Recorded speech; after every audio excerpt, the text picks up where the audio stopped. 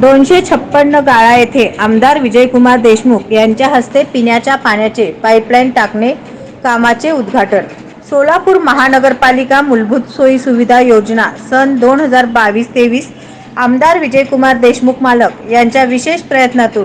256 गाळा प्रभाग क्रमांक 9 येथे माननीय पालकमंत्री आमदार विजयकुमार देशमुख मालक यांच्या शुभ हस्ते पिण्याच्या पाण्याचे पाईपलाईन टाकणे या कामाचं उद्घाटन करण्यात आले. शहर अध्यक्ष नरेंद्र काळे, रामेश्वर बिरू, संजय कनके, प्रशांत फत्तेपूरकर,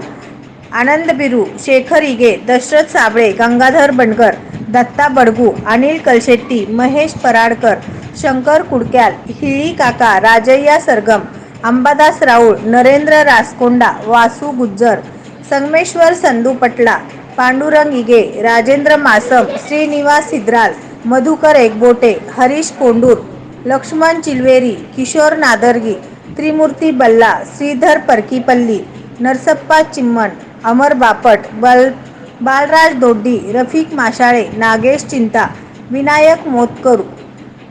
मोतकूर, कृष्णाबाई शंकूर, सातम्मा मुल्लापल्ली, वंदना गाजूल, कृष्णावेणी रासकोंडा, अंबुरे मावशी,